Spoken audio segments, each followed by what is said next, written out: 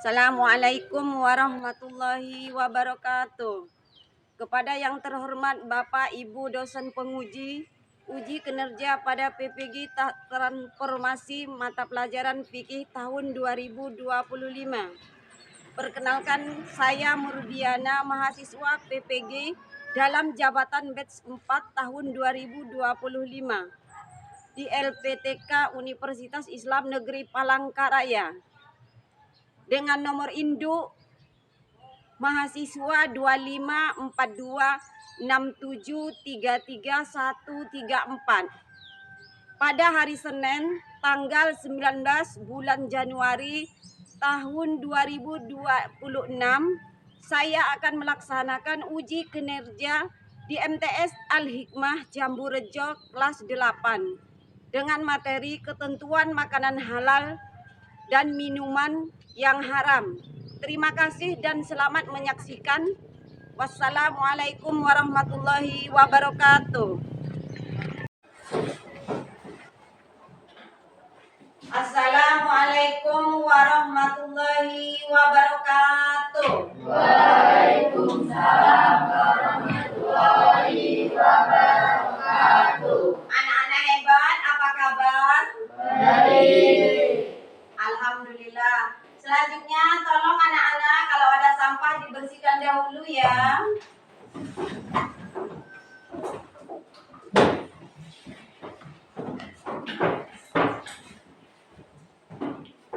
Sebelum belajar, mari kita berdoa terlebih dahulu kepada ketua kelas. Silakan disiapkan teman-temannya untuk berdoa.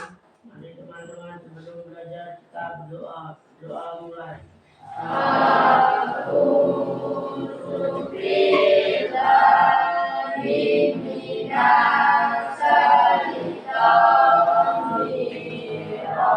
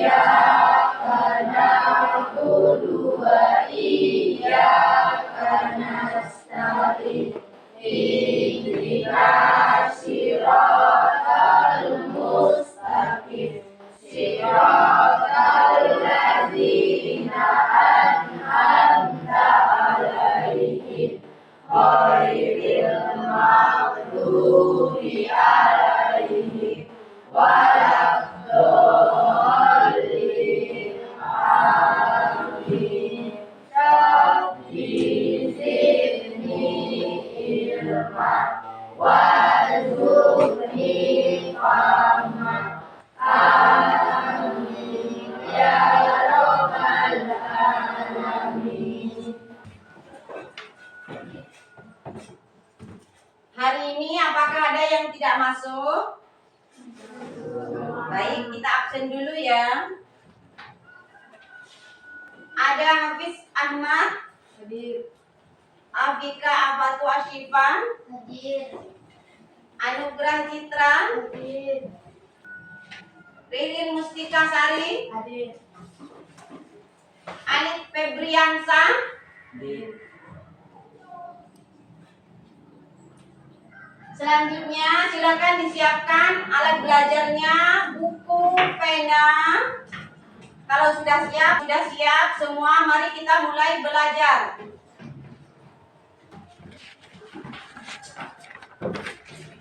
Minggu lalu kita sudah belajar tentang kriteria makanan yang toib atau makanan yang baik. Masih ingat apa itu? Gizi, bersih dan sehat untuk tubuh kita. Ya, benar sekali. Makanan yang bergizi, bersih dan sehat untuk tubuh kita. Kita sepakat bahwa Allah memerintahkan kita makan yang sehat supaya badan kuat untuk beribadah. Namun, pertanyaan, apakah semua sehat dan bergizi itu otomatis boleh kita makan menurut aturan agama. Nah, hari ini kita akan naik ke level berikutnya. Ternyata sehat saja tidak cukup bagi seorang muslim. Ada satu syarat mutlak lagi yang harus terpenuhi, yaitu kehalalannya. Bayangkan begini, ada sepotong daging steak yang sangat bergizi, proteinnya tinggi, sangat toib. Tapi ternyata daging itu berasal dari hewan yang tidak disembelih sesuai syariat atau bahkan daging yang dilarang. Apakah tetap boleh dimakan? Tentu tidak. Anak-anak,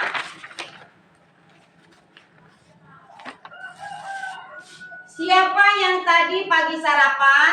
Siapa yang tadi pagi sarapan? Menurut kalian, sarapan kalian tadi sudah halal dan toib?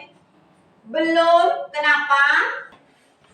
Saya tadi pagi sudah sarapan, Bu.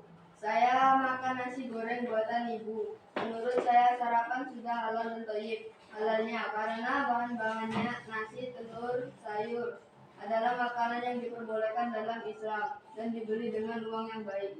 Toyibnya karena masakan Ibu bersih, mengandung protein dari telur dan memberi saya energi untuk belajar di sekolah tanpa membuat sakit perut. Saya tadi sarapan bubur ayam yang dibeli dengan komplit. Kalau dari sisi halal, insya Allah sudah halal karena bahannya ayam dan beras.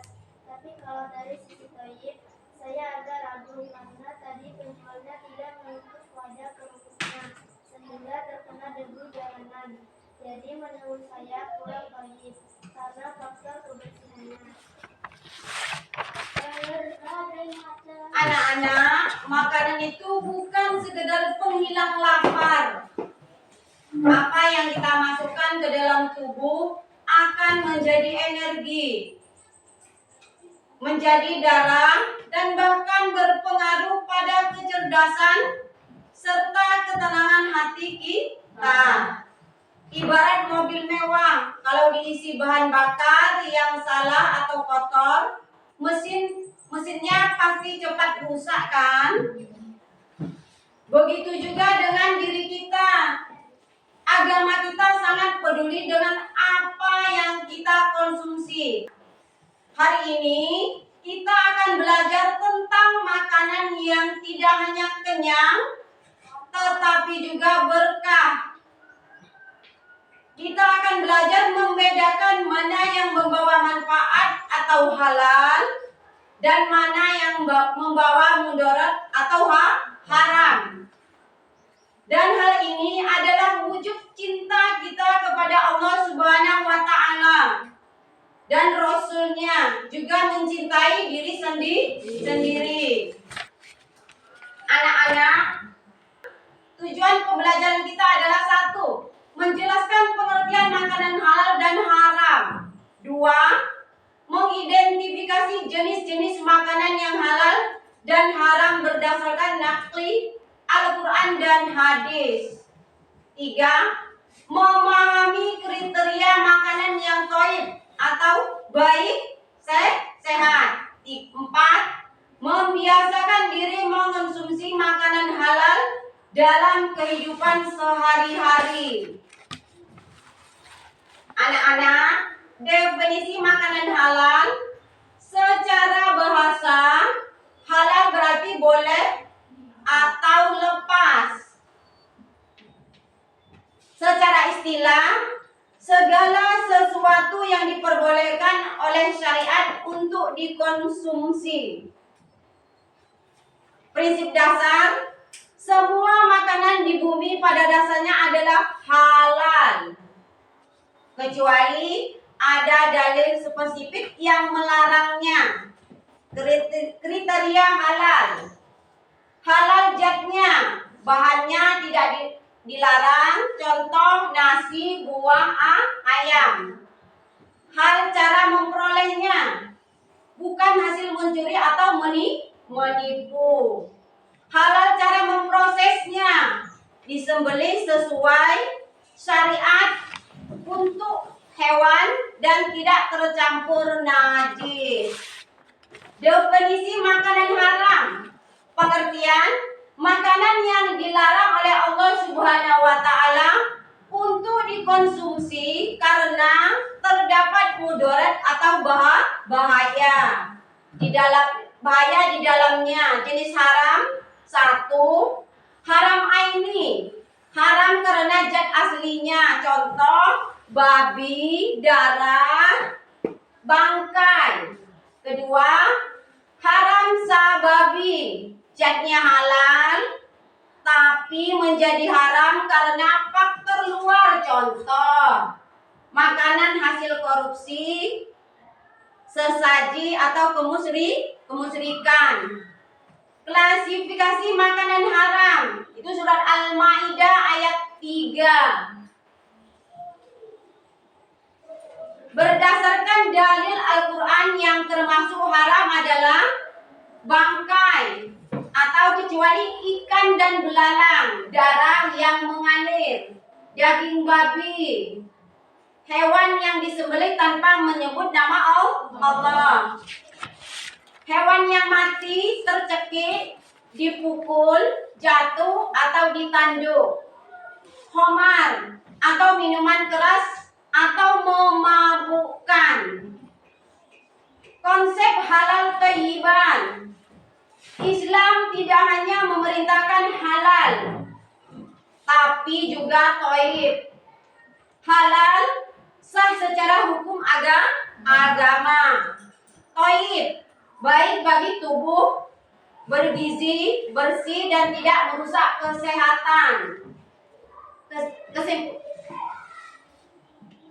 Makanan yang halal namun jika dikonsumsi berlebihan dan merusak kesehatan, misal penderita diabetes makan gula berlebih, maka unsur thayyibnya hilang. Anak-anak, selanjutnya silakan ditonton video pembelajaran berikut ini.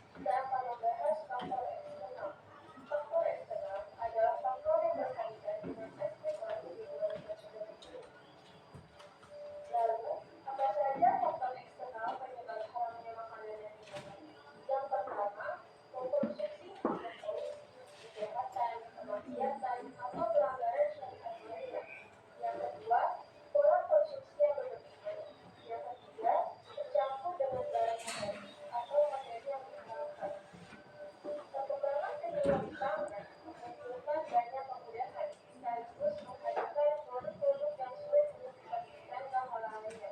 Maka dari itu, terdapat 3 tips untuk memastikan makanan dan minuman yang halal. Yang pertama, pilihlah bahan makanan dan minuman yang jauh dari gizi halal. Yang kedua, biasakan baca komposisi bahan pada kemasan. Yang ketiga, pilihlah tempat makan atau makanan disajikan dengan label halal.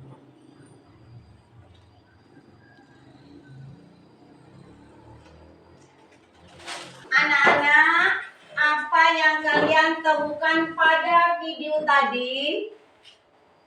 Untuk menjawabnya, Ibu Guru akan mempersiapkan 3 buah kartu yang berisi tentang permasalahan sesuai dengan materi. Dan Ibu Guru akan mengacak kartu dan membagikannya kepada kalian. Kemudian anak-anak mencari pasangan sesuai dengan warna yang terdapat dalam kartu tersebut.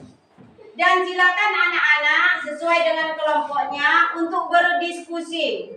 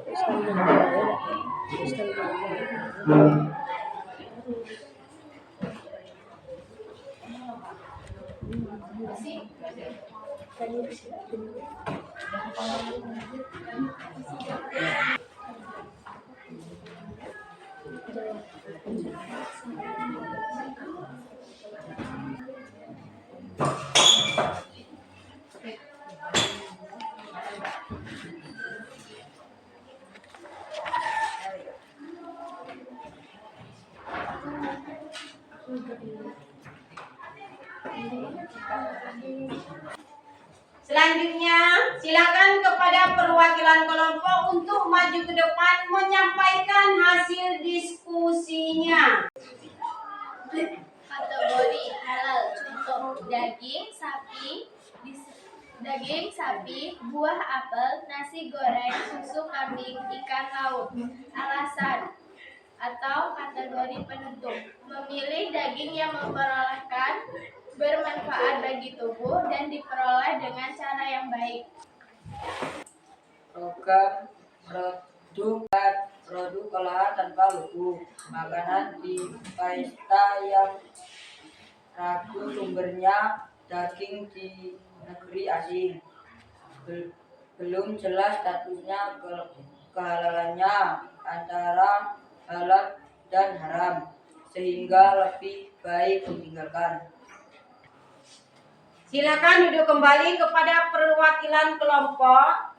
Selanjutnya, silakan anak-anak melakukan penyelidikan lebih lanjut dari masalah tadi dan langsung didiskusikan untuk mencari jawaban atas permasalahan tersebut.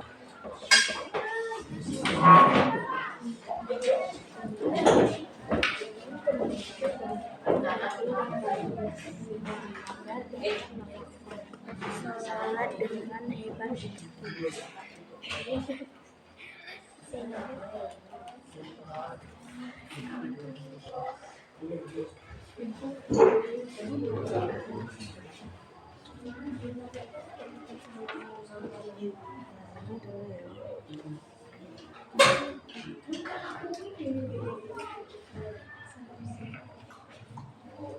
Nah, kalau sudah diskusi sudah selesai, silakan perwakilan kelompok menempelkan kartu kelompok masing-masing dan langsung perwakilannya menyampaikan hasil diskusinya.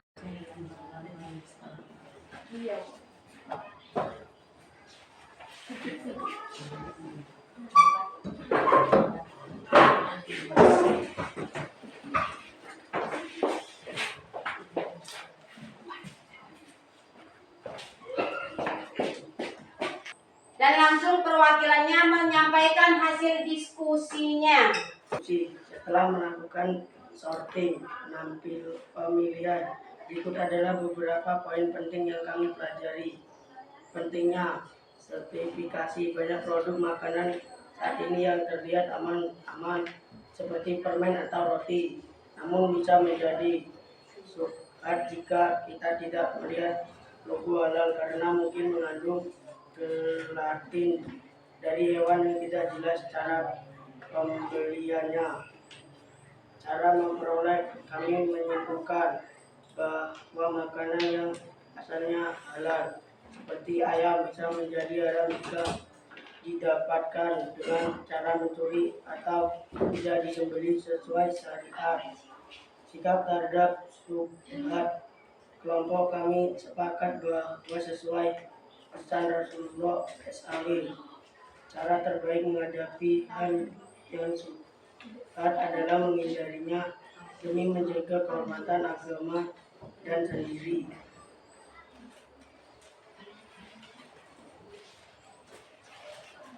Silakan kepada kelompok lain untuk menanggapinya.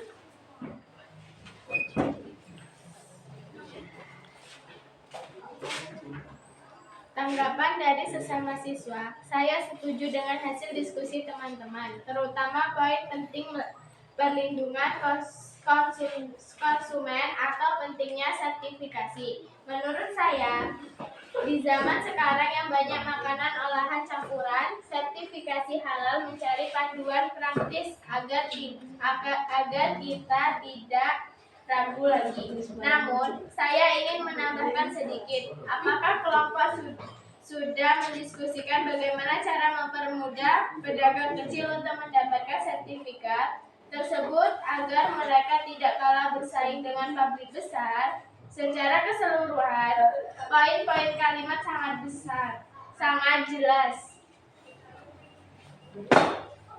Ya, silakan kepada perwakilan kelompok untuk duduk kembali.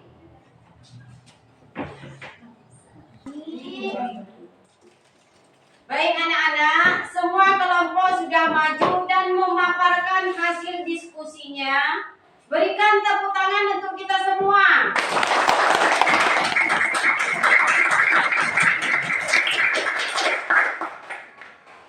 Ibu tadi berkeliling saat kalian berdiskusi di kelompok masing-masing.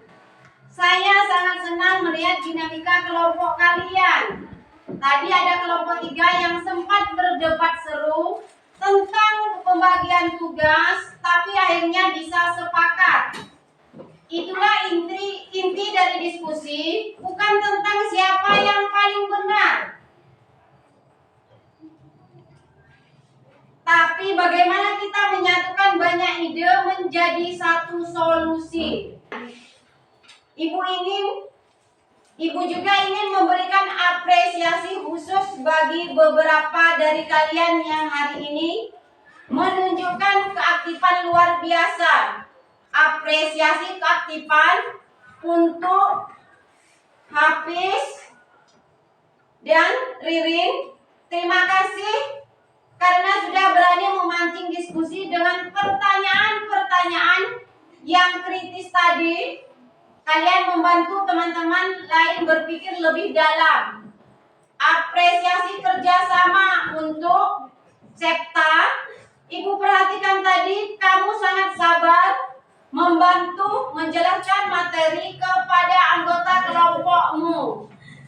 Yang kesulitan itu adalah jiwa kepemimpinan yang bagus. Sebagaimana bentuk penghargaan, mereka yang aktif hari ini akan mendapatkan poin tambahan di jurnal harian saya. Dan untuk semua yang sudah berani tampil, Ibu sudah siapkan stiker motivasi untuk ditempel di buku tugas kalian.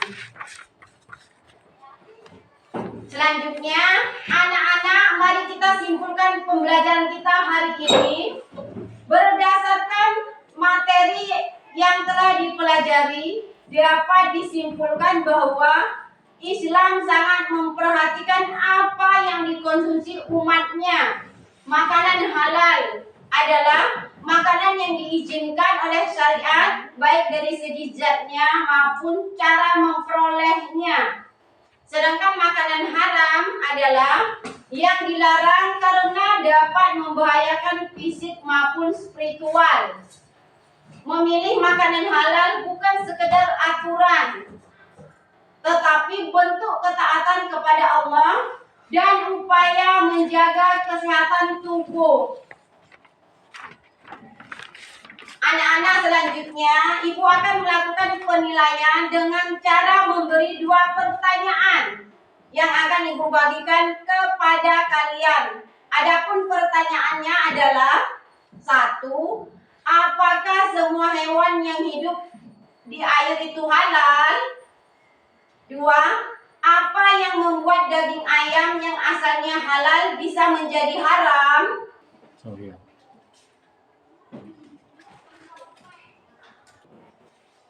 Kalau sudah selesai, silakan dikumpul kembali.